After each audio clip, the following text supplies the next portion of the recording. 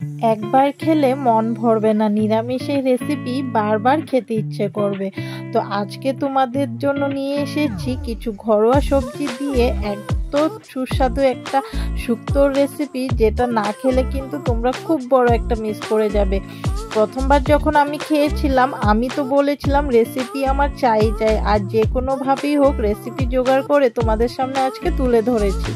তো আশা করি রেসিপিটা তোমাদের ভালো লাগবে। তো তার জন্য কিন্তু এখানে আমি কিছু সবজি কেটে নিয়েছি, যার মধ্যে ছিল উচ্ছে, সজনে ডাঁটা, আলু, পেঁপে, বেগুন আর কাঁচকলা। আর এদিকে একটা মশলা তৈরি করে নেব, যার জন্য দিয়ে দিলাম 2 টেবিল চামচের মতো তিল, 1 টুকরো আদা, 1 টেবিল চামচের মতো মৌরি আর 1 টেবিল চামচের মতো সাদা সর্ষে। সামান্য একটু জল দিয়ে কিন্তু এই মশলাটাকে আমি পেস্ট করে রেখে দেব আলাদা করে। আর এদিকে আরেকটা গুঁড়ো মশলা তৈরি করব, যার জন্য কড়াই বসিয়ে দিয়ে 1 টেবিল চামচের মতো পাঁচফোড়ন আর 1/2 টেবিল চামচের মতো দিয়ে দিলাম মৌরি। তো গ্যাসটা লো ফ্লেমে রেখে কিন্তু এগুলোকে একটু ভাজা ভাজা করে নেব। তো একটু লালচে কালার হয়ে আসলেই কিন্তু দিয়ে দিব 1/2 টেবিল চামচের মতো রাঁধুনি। তো রাঁধুনিটা দেওয়ার সঙ্গে সঙ্গে কিন্তু গ্যাসের ফ্লেমটা অফ করে দিতে হবে, না হলে কিন্তু রাঁধুনিটা তেতো হয়ে যাওয়ার সম্ভাবনা থাকতে পারে। তো রাঁধুনিটা দিয়ে কিন্তু যেহেতু কড়াইটা গরমই আছে, সামান্য একটু নাড়াচাড়া করে নিলেই হয়ে যাবে। তো একটা নাড়াচাড়া করে নিয়ে কিন্তু আমি ঠান্ডা করে রেখে এটাকে তিল নোড়াতে বেটে গুঁড়ো করে নেব। তো এদিকে এই মশলাটা তৈরি করে নিয়ে কড়াই গরম করে পরিষ্কার করে নিয়ে দিয়ে দিলাম পরিমাণ মতো সরিষার তেল। সরিষার তেল দিয়ে কিন্তু প্রথমেই ভেজে তুলে রাখবো বড়িগুলো। এখানে আমি ডালের বড়ি নিয়েছি, তোমরা কিন্তু ডালের বড়ির পরিবর্তে যে কোনো ডাল বাটা করেও কিন্তু বড়া তৈরি করে নিতে পারো, কিন্তু ডালের বড়ির টেস্টটা কিন্তু একটু অন্যরকম হয়, চেষ্টা করবে ডালের বড়ি দিতে। তো ডালের বড়িগুলো ভাজা হয়ে গেলে আমি একে একে সবগুলো সবজি ভেজে তুলে রাখবো। তো এদিকে সবজিগুলো ভাজা হতে থাকে, আর আমি তোমাদেরকে বলে দিচ্ছি, তোমরা যারা যারা আমার চ্যানেলে নতুন আছো বা ভিডিওটা প্রথমবার দেখছো, তারা কিন্তু অবশ্যই আমার চ্যানেলটিকে সাবস্ক্রাইব করে দিয়ে পাশে থাকা বেল আইকনটি ক্লিক করে দিও, যাতে আমার ভিডিওর নোটিফিকেশন তোমাদের মোবাইলে পৌঁছে যায়। আর যারা অলরেডি চ্যানেলকে সাবস্ক্রাইব করে রেখেছো, তারা ভিডিও দেখার পর একটা লাইক, কমেন্ট, শেয়ার করতে কিন্তু ভুলবে না, কারণ তোমাদের একটু সাপোর্টের কারণে কিন্তু আমি অনেক অনুপ্রেরণা পাই, যাতে আগামী দিনে আরো ভালো ভালো রান্নার ভিডিও তোমাদের সাথে শেয়ার করতে পারি।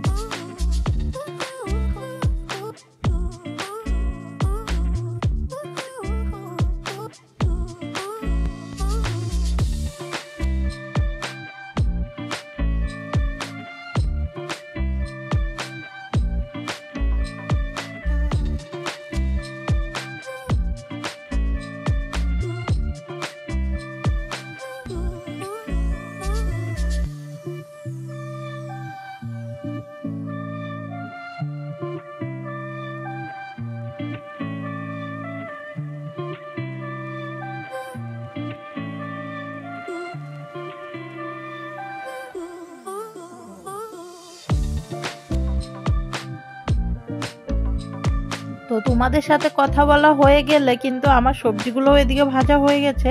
এখন কড়াইতে সামান্য আর একটু সরিষার তেল দিয়ে দেবো রাঁধুনি ফোড়ন। তারপরে যে মশলাটা আমরা বেটে তৈরি করে রেখেছিলাম সেটা কিন্তু এখানে দিয়ে দেবো, দিয়ে সামান্য একটু জলও দিয়ে দেবো, দিয়ে খুব ভালোভাবে নাড়াচাড়া করে গ্যাসের ফ্লেমটা লোতে রেখে কিন্তু মশলাটাকে খানিকটা সময় নিয়ে কষিয়ে নেব, যাতে করে মশলা থেকে তেলটা ছেড়ে আসে।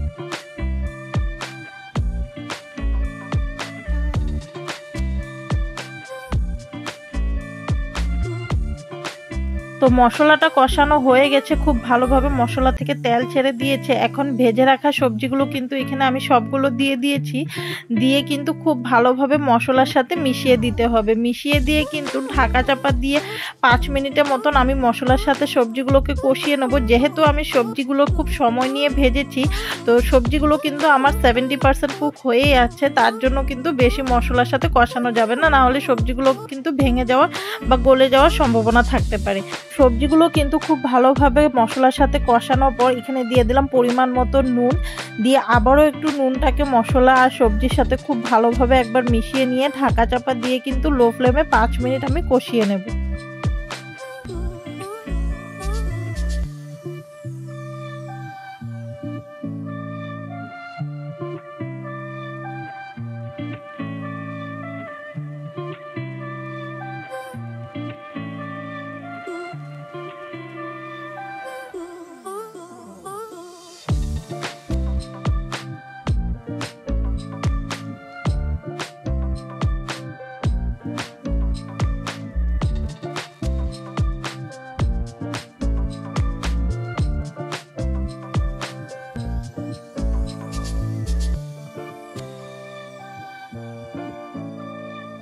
5 মিনিট ধরে কষানোর পর কিন্তু আমি খুন্তি দিয়ে আবারও একটু খুব ভালোভাবে নাড়াচাড়া করে দিয়ে দিলাম এখানে দুধ।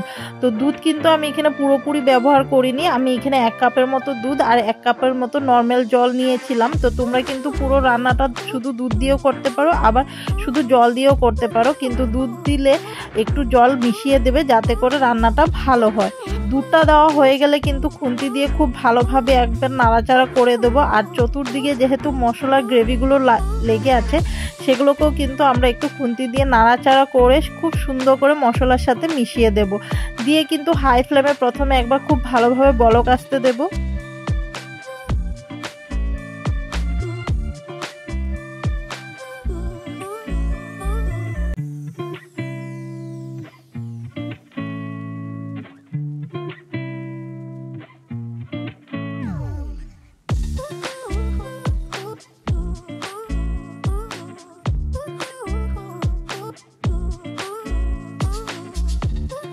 তো গ্রেভিতে কিন্তু বলক আসা শুরু হয়ে গেছে, একদম টকবক করে ফুটতে শুরু করে দিয়েছে। এখন দিয়ে দেবো স্বাদ অনুযায়ী চিনি, দিয়ে ঢাকা চাপা দিয়ে কিন্তু লো ফ্লেমে এটাকে 10-15 মিনিট আমরা রান্না করব।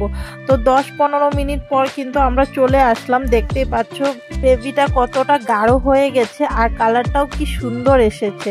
যেহেতু এই শুক্তোটার নাম দুধ শুক্তো, তার জন্য কিন্তু দেখতে সাদা সাদাই হয় আর খেতে কিন্তু দুর্দান্ত স্বাদের হয়। তো নাড়াচাড়া করে দিয়ে ভেজে রাখা বড়িগুলো একে একে উপর থেকে ছড়িয়ে দেব আর দিয়ে দেব যে মশলাটা আমরা ভেজে গুঁড়ো করে রেখেছিলাম, সে মশলা থেকে আমরা 1 চামচ মশলা কিন্তু এখানে দিয়ে দেব। দিয়ে আবারও খুব ভালোভাবে সবগুলো উপকরণকে একসাথে মিশিয়ে দেব।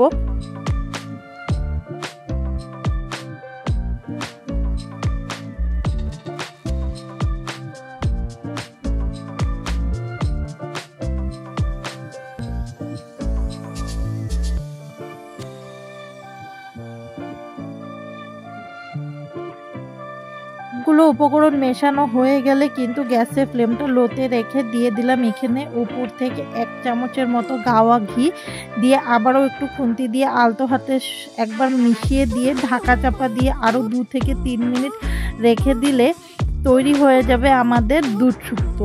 তো দেখা হচ্ছে তোমাদের সাথে ফাইনাল লুকে।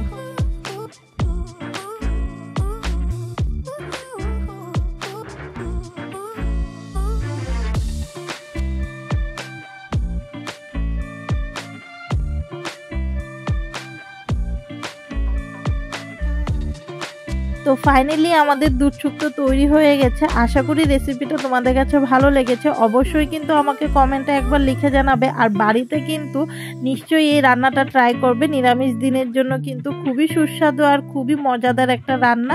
অবশ্যই তোমরা বাড়িতে ট্রাই করবে। আর আমার রান্না তোমাদের কাছে কীরকম লাগে সেটাও কিন্তু আমাকে কমেন্ট করে লিখে জানাবে। তো আজকের জন্য এতটুকুই, দেখা হচ্ছে পরের রান্না পরের ভিডিওর সাথে। সবাই ভালো থাকবে, সুস্থ থাকবে, ধন্যবাদ।